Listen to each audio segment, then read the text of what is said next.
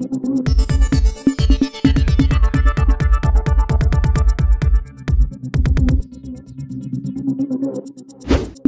News Maharashtra बातमीचे वास्तववादी विश्लेषण। भाऊ, आपण आता विजय झाला तर काय पहिली प्रतिक्रिया? नाही, मोहोळचा हा जो विजय आहे हा अत्यंत ऐतिहासिक विजय आहे। या विजयाबद्दल मोहोळच्या तमाम जनतेला, बाळा बलुतेदारांना आणि मायबाप जनतेला मी अभिनंदन करतो की कमीत कमी 1.25 लाख मताधिक्य मला पडलं आणि 30,000च्या फरकाने मी हा विजय मिळवला। या विजयाच्या निमित्तानं एवढं मात्र नक्की सांगेन, या तालुक्यात असणारी दादागिरी, दडपशाही, तानाशाही आणि झुंडशाही यापुढे चालू केली जाणार नाही। या मतदारसंघामध्ये आया बहिणीचं संरक्षण करणं ही आमची पहिली जबाबदारी असेल आणि इथं कायदा आपलं काम करेल।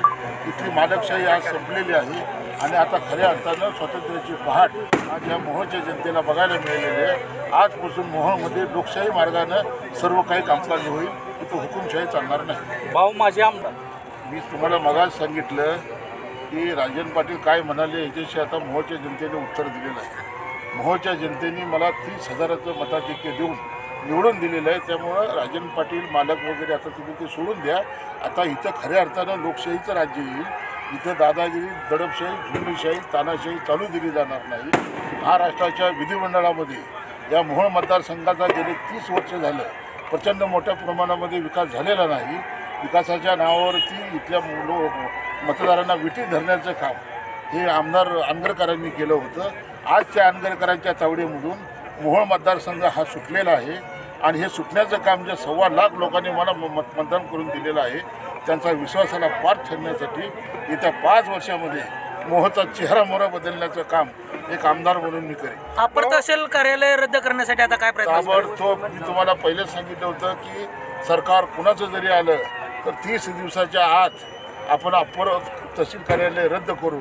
मी आज पुन्हा एकदा घोषणा करतो इथं विजयाच्या निमित्तानं की येत्या 30 दिवसाच्या आत अपर तहसील कार्यालय रद्द केलं जाईल। भाऊ, मतदारसंघातील कोणकोणती कामे मग मार्गी लावून आता आपण आमदार झालात? या मतदारसंघामध्ये गावगाड्यातल्या सर्व रस्ते खराब आहेत। ग्रामीण भागात शेतकऱ्यांची अत्यंत बिकट अवस्था आहे रस्त्याची, त्यासाठी ग्रामीण रस्त्यावर माझी जास्त भर असेल। या मोहोळ शहरानं अत्यंत मोठ्या प्रमाणामध्ये माझ्या विजयामध्ये हातभार लावलेला आहे। आज मोहोळ शहराने किमान 12 ते 13,000चं मताधिक्य मला दिलेलं आहे। मोहोळ शहरामधील सर्व रस्ते चकाचक करणे, मोहोळमध्ये सांडपाण्याची व्यवस्था करणे, मोहोळमध्ये ड्रेनेज पद्धतीच्या गटारी आणि सगळ्यात महत्त्वाचं भीमा आणि सीना नदी ह्या मतदारसंघातून जाती मोहोळ तालुक्यातून, परंतु दुष्काळ पडतो। हा दुष्काळ कायमस्वरूपी हटवण्यासाठी मोहोळच्या जनतेला 12माही शहराला पाणी पुरवण्या करणारी एक मोठी योजना राबवून मोहोळकरांना पाणी देणं। मोहोळमध्ये शैक्षणिक संस्था नाही, त्यामुळे महिलांसाठी एक स्वतंत्र असं सुरक्षित विद्यालय उभा करणं, इथं मोहोळ शहरासाठी जितकं शक्य आहे तितकं काम करण्याचा प्रयत्न मी करणार। भाऊ, मोहोळ संघर्ष समितीची मोठी निर्णायक भूमिका राहिलेली आहे आपल्या या विजयात, तर या संघर्ष समितीबद्दल काय सांगा? नाही, या संघर्ष समितीची टेहाळणी माजी आमदार राजन पाटलांनी केली होती। राजन पाटील म्हणाले की असल्या कुठल्या संघर्ष समित्या वगैरे काही नाही, परंतु सी टीम आहे। तर ह्या सी टीमनं आज त्यांना उत्तर दिलेलं आहे।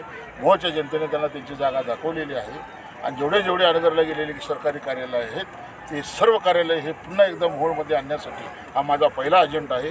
निश्चितपणाने मी तुम्हाला आज सांगतो, मी जरी आमदार म्हणून निवडून आलो असेल, सरकार कुणा जरी पक्षाचं आलं असेल तरी मी सरकारच्या दरबारी स्वतःचं व्यक्तिगत मी शिवसेनेमध्ये 34 वर्ष काम केलेलं आहे।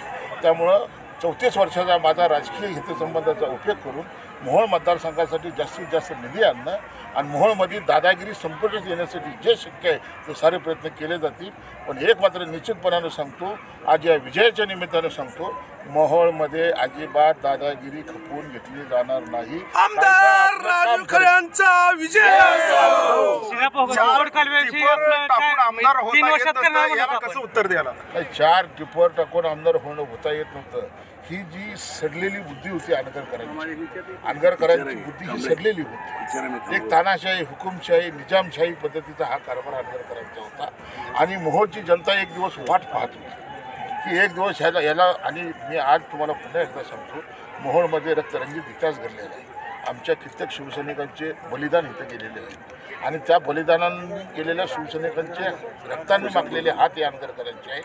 त्या साऱ्या शिवसैनिकांनी आमच्या मोहोळ विकास आघाडीने सगळ्यांनी इतकं प्रामाणिकपणे काम केलं की सगळे गड तड बाजूला ठेवून मोहोळची जनता आज माझ्या पाठीशी उभारलेली आहे. या जनतेला विश्वासार्थ ठरेल अशा पद्धतीचं काम मी उभं करीन आणि मला पूर्ण खात्री आहे की मोहोळ एक आदर्श शहर म्हणून महाराष्ट्रामध्ये गणलं जाईल याच्याकडे माझं लक्ष असेल. मोहोळ शहरामध्ये मोहोळच्या उत्तर भागात शिनापूर जोडकाल हा महत्त्वाचा प्रश्न आहे. सर मी काय सांगतो, मी आज निवडून आलेलो आहे. आता यापुढे आपल्या वारंवार भेटी होतील. जे जे प्रश्न तुम्ही मला विचारता गेले 30 वर्षे ज्यांच्याकडे तुम्ही हे प्रश्न विचारत होता त्यांना तुम्ही विचारा की तुम्ही काय केलेलं आहे. ते जे अनुत्तर प्रश्न आहेत ते ह्या 5 वर्षात सोडवण्याचा प्रयत्न केला. अपप्रचार केलेला नव्हता. तर 30,000 39 मतांनी माझा विजय झालेला आहे. 3 बोटं म्हणजे 30,000 राजू खरे विजय होतील असं जयंत पाटील म्हणाले. मोहोळला मी आज पुन्हा सांगतो, मोहोळ एक आदर्श शहर, राष्ट्रीय महामार्ग क्रमांक 9 वर असणारं हे शहर. या शहरासाठी जितका शक्य तेवढा शासनाचा निधी आणून या शहराचा चेहरा मोहरा बदलणं हे माझं स्वप्न असेल आणि ते येत्या 5 वर्षामध्ये मी पूर्ण करेन. माझे थोरले बंधू आहेत, समजसूचकता बघून अनगरकरांचं होऊ नये म्हणून संजय अण्णांनी अत्यंत मोठ्या भावाची भूमिका बजावली. त्याबद्दल मी अण्णांचं लहान भाऊ अभिनंदन करतो आणि माझ्या विजयामध्ये त्यांचाही सिंहाचा वाटा आहे हे मी आज 5 वर्ष जातीय समतोल कसं पाहिजे. मी शिवसेनेत काम केल्यामुळे सर्व धर्म आपल्या परिसरातील बातम्या पाहण्यासाठी आजच टुडे न्यूज महाराष्ट्र चॅनलच्या बेल आयकॉनला क्लिक करून सबस्क्राईब करा व नोटिफिकेशन मिळवा.